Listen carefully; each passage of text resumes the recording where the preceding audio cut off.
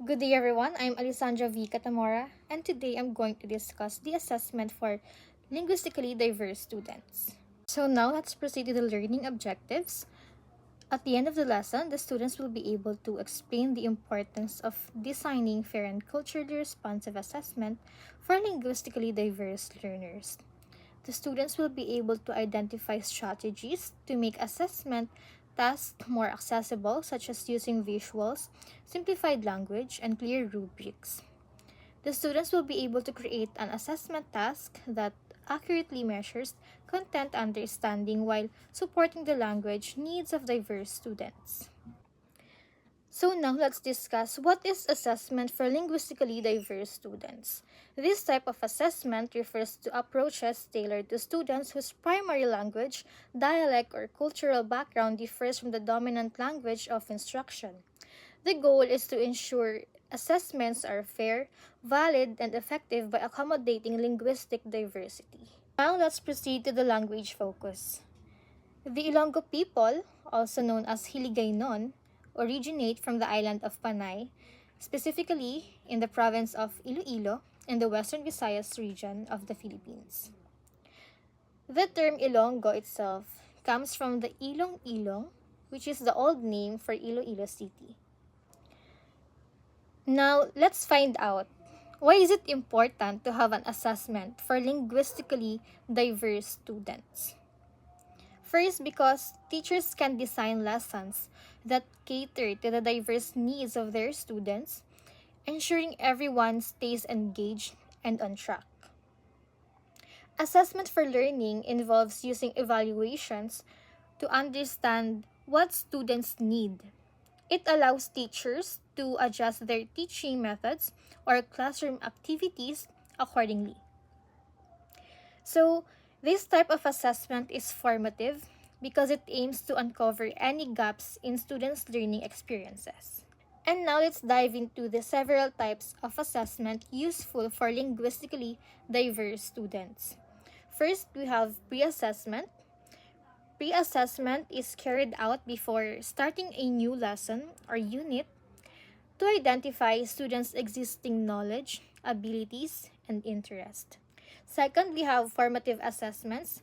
These are the continuous evaluations conducted throughout the learning process. It offers feedback to both students and teachers, allowing for instructional adjustments when necessary. Third, we have summative assessments. These are given at the end of an instructional period to measure students' learning based on predetermined standards. For the fourth one, we have alternative assessments. Alternative assessments go beyond conventional testing by assessing student learning using innovative and hands-on approaches. And lastly, we have grading and reporting. In a differentiated classroom, grading and reporting should accurately represent each student's individual progress and achievement of learning objectives. So, how can we design content-based and performance-based assessment for linguistically diverse students? For content-based assessment, we have written tests, quizzes, and exams. So, as you can see in the picture, there's a word alignment. In creating an assessment, we have to align our test items with the learning competencies. It ensures that the assessment items correspond directly to the learning competencies.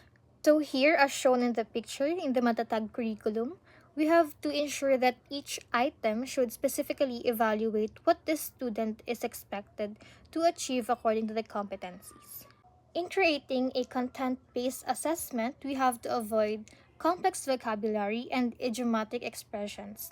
We have to use straightforward, familiar words to reduce language barriers, and we also have to incorporate visuals to enhance learners' comprehension. So here we have example test item for accountability in line with our V18 with the topic of pansariling gampanin bilang isang mapanagutang mamumuno at tagasunod. As a responsible leader, what is the right thing to do when there is a disagreement within the group? A. Immediately order what you want to happen if others disagree. B.